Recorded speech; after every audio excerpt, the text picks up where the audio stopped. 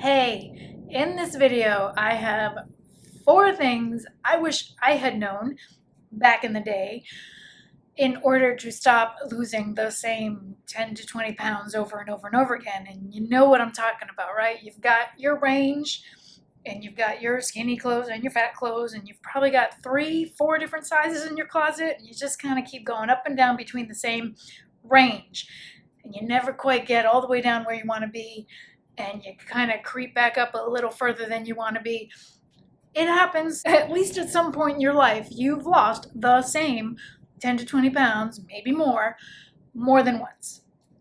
Okay, so these are some things, some tips that I wish I had known back then that I implement into my life now to maintain a healthy, active life. The first tip is that consistency is more important than anything. So these tips are not groundbreaking. These are things you've heard before, but I just want to drill it into you that this is true and these things work. Consistency, meaning whatever you decide to change, whatever new habit you try to implement, being consistent with it is more important than anything else. It's more important than how well you do it. It's more important than how hard you do it, like your intensity level. It is the thing. So picking something that you can stick with long term, a lifestyle, rather than a short term, boot camp challenge plan, whatever the thing is what's going to help you not just get the results you want, but keep them. This has to be a long-term game, and you have to be consistent with your healthy habits, like forever and ever and ever. Tip number 2 is that it's okay to suck. It is. I sucked at a lot of this stuff at first, at cooking healthy food. I used to think that being a healthy, active person meant that you naturally just, grew your own food and made your own granola on the weekends and, as a friend of mine says, ate tree bark. I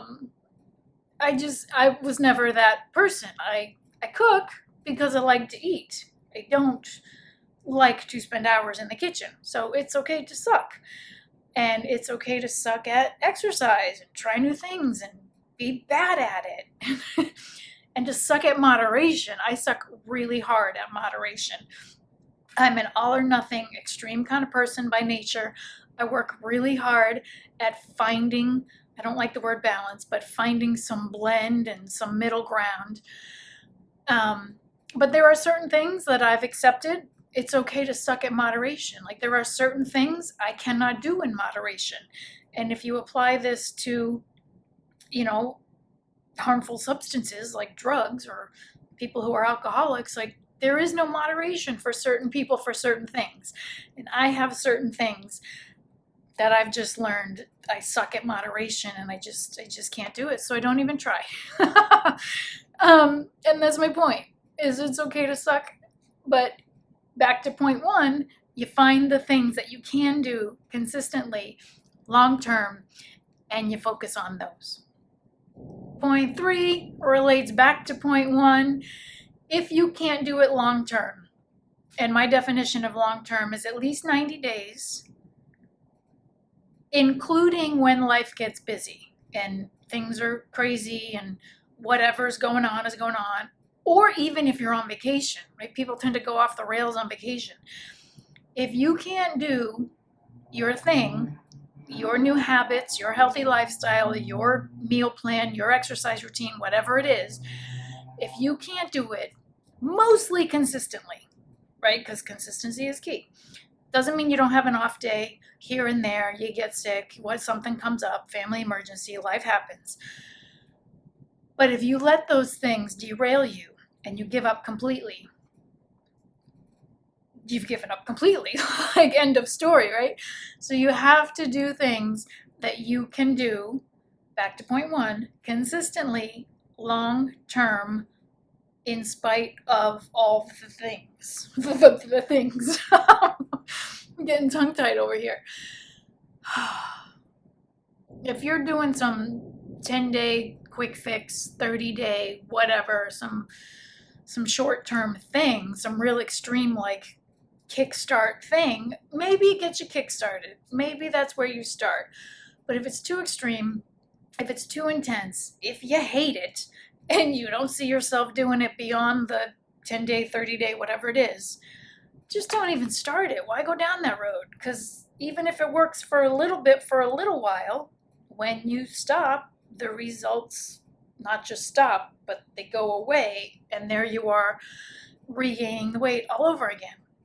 So back to point one. Consistency is key. Finding things you can do consistently. That includes everything. What exercise you do, when you do it, how often, how intensely, how long, what you eat,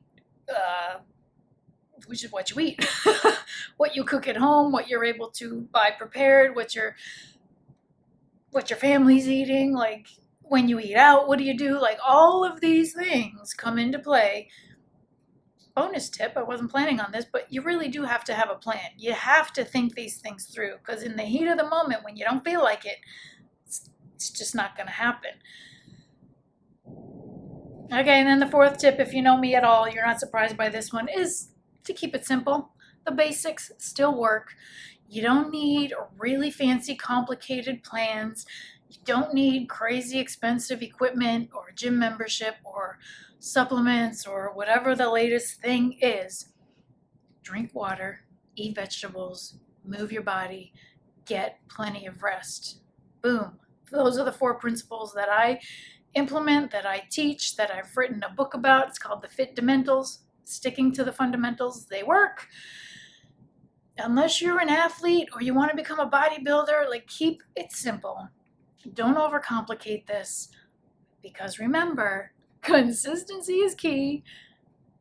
It's okay to suck. You've got to be able to do this long term. Keep it simple. I promise you. Sounds too good to be true. Sounds like way too easy. Maybe not easy, but simple.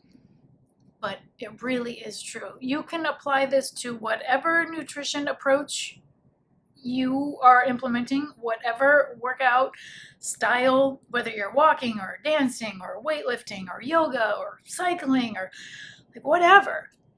Apply these principles into your daily life, and you will get results, and you will be able to maintain them this time.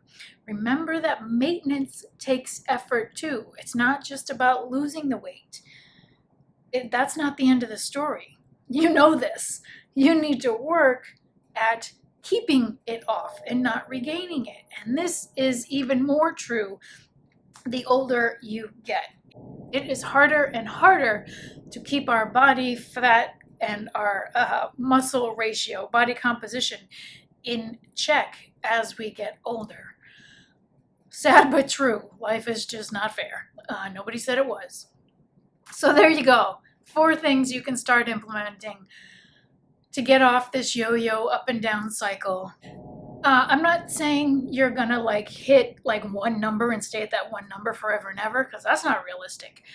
But avoid the up and down and ranging, 3 or 4 different sizes in your closet. That's not a good way to live. It's not good for your mental health. So you want to get to the point where you are living a truly healthy lifestyle without stops and starts. Just goes on and on and on and on. Just like the lamb chop song. Okay, so with that, now that you have that in your head, I'm gonna let you go. I will see you next time. Thanks for hanging around. Be well. Take care of yourself.